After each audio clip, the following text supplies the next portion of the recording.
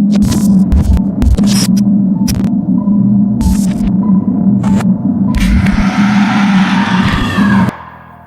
story is told in the perspective of a girl. The story is as follows. A few days ago, I was talking to my mother, who was hospitalized for cancer. Knowing that this was probably one of my last days with her, I was talking to her about the memories that we created in my childhood. My mother reminded me of a series of incidents which I vividly remembered when I was young.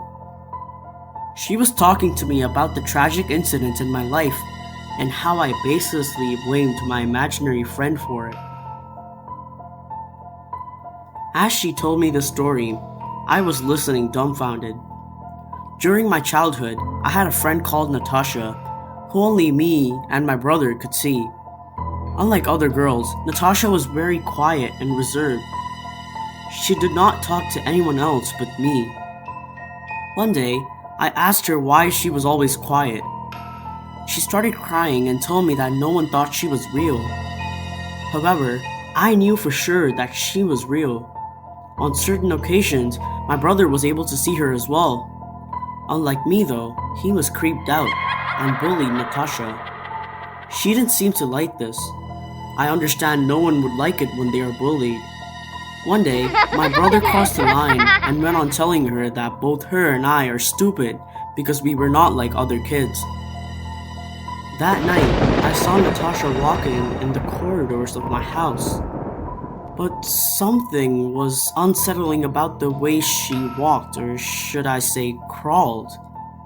Natasha was crawling, facing upwards, pacing forward and back in the hallway. I called out to her, but she seemed to ignore me. Then, I saw her go into my brother's room. The next morning, I saw my mother knocking on my brother's room's door. When he didn't answer, both my mother and I were worried. We eventually broke into his door to see him dead in his closet. There was blood oozing from both of his eye sockets and a blanket drenched in blood over his face. The window of the house was broken. Then, on the wall was writing in blood which said he didn't believe I was real. This incident changed my relationship with Natasha. I didn't see her for several months after that. One day, she came back, the same way she was crawling the night my brother died. This time, she was crying, asking for forgiveness from me for playing with her brother. I asked her to go away and never come back, but I don't think she listened. Ever since that encounter, unsettling happenings took place in my house. It began with a car accident in which my father lost his life and my mother went into a coma with severe injuries. I knew that Natasha was behind this because I saw her smiling at us after the accident. Since I was still a child, I was put in the foster care until the age of 18. When I was in the foster care system, I saw that my care families and friends were constantly troubled by Natasha. I asked her to stop, but she only gave me two choices. She asked me to be her friend or accept the consequences that my close ones suffered.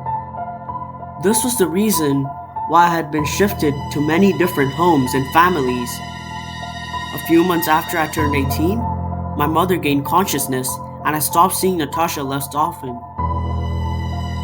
However, the happiness I got from that didn't last long, since she found out that she was having cancer.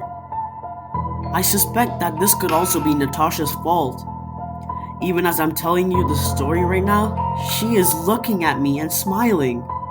She's threatening me to either accept her as my friend or face the same fate as my family. Many of my friends tell me that they don't believe in the paranormal, but my experiences with Natasha narrate a completely different story. Natasha is real, and one day, I'm afraid that she might harm me as well.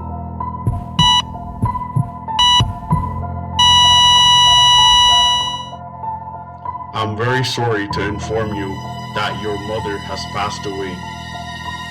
Our thoughts are with you during this difficult time.